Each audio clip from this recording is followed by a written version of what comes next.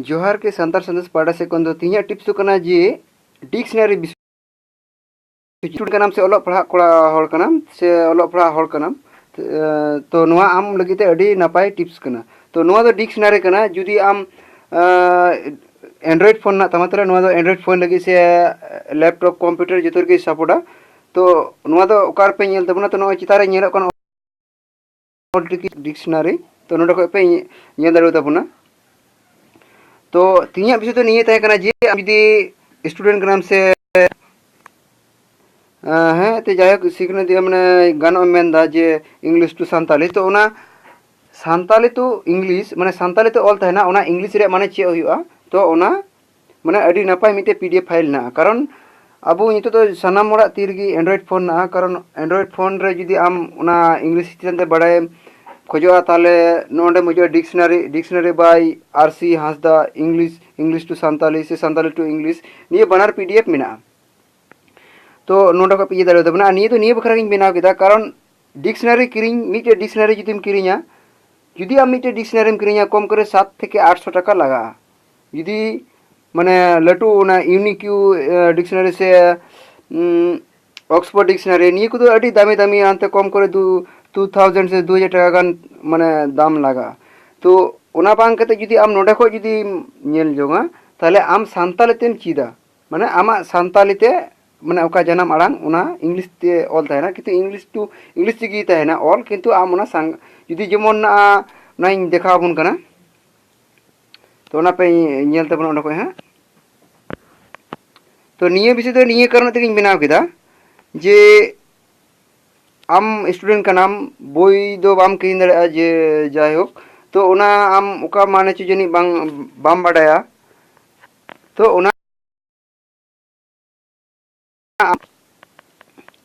उना आम संताली तेम बड़ाई जोंगा जुदी उना आम पीडीएफ फाइल तान ताम खान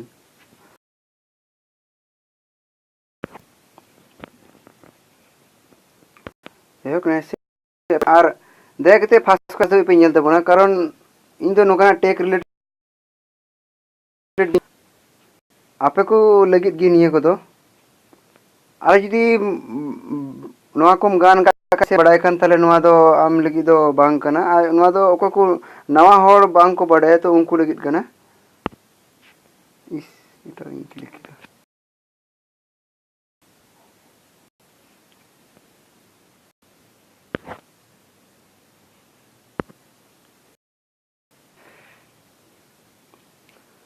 तो नोआ दो इन जहां दिखा का नोआ दो एंड्रॉइड तो बुझे तबुन गया पे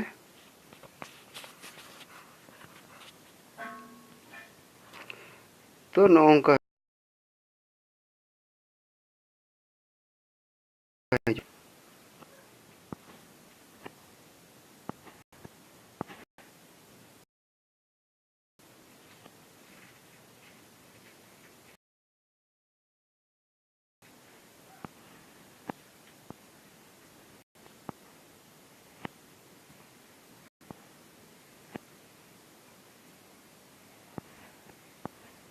होय जहां पे नेले तबुन नोआ दो मी से कोई माने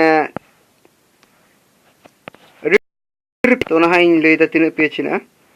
तो नोआ को आपे मोस की पे नेल दाड़ो तबुना जेमन उना इन लेदा जेते आपे बुझे उनका इन मिटेन लेदा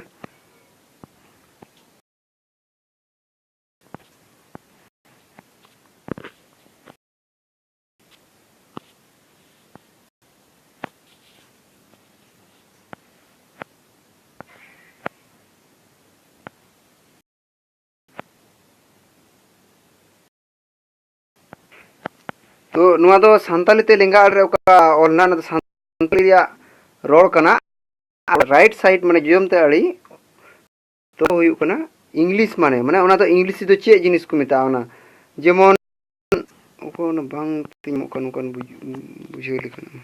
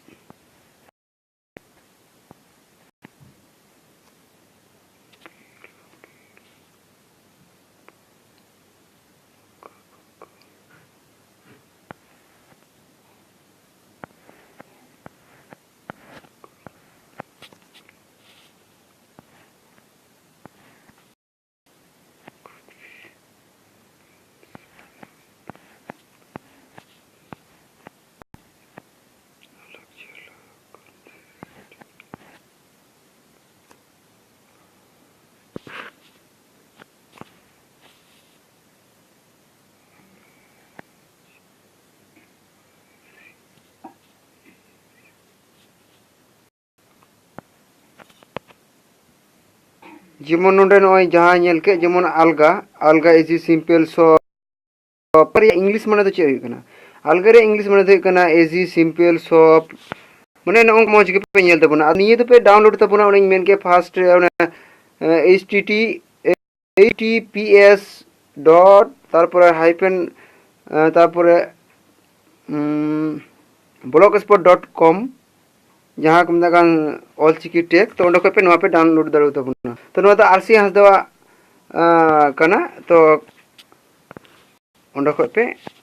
कते पे पढ़ा दाड़ो तबना कारण नहीं तो नहीं लेकिन बिना केदा कारण डिक्शनरी बोई मिट्टे बोई जुदीम किरिया कम करे 2000 टाका से कम करे 1200 टाका तो लगा ए टू जेड डिक्शनरी किरिया तो ओना हो संताली दो बांग ᱧᱟᱢᱟ मेनखान ना संताली ते ᱧᱟᱢᱚᱜᱼᱟ तो ओना लगी ते निये दो अडी बेस्ट को कमी होता नुको पीडीएफ बनाव कते तो ओना अबु को लगी सिकनेत लहा लगी तो आ नुआ दो बाय माने 735 टी पेज हिना तो 735 टी पेज डबल पेज मी से को व्यू नेलो कान तो बाया व्यू माने पेज बारे मी से को यो कदा स्कैन कदा तो जायक ना पे नेल तबुना और गाते कुटन पे शेयर तबुना और वीडियो तरे जदि आगे सब्सक्राइब बटन पे सब्सक्राइब करते सब्सक्राइब पे जते नोकना वीडियो टेक वीडियो जखन अपलोड तले पे आड़ा तोरा पे ᱧᱟᱢᱟ मतरे जोहार तीन तो इनका की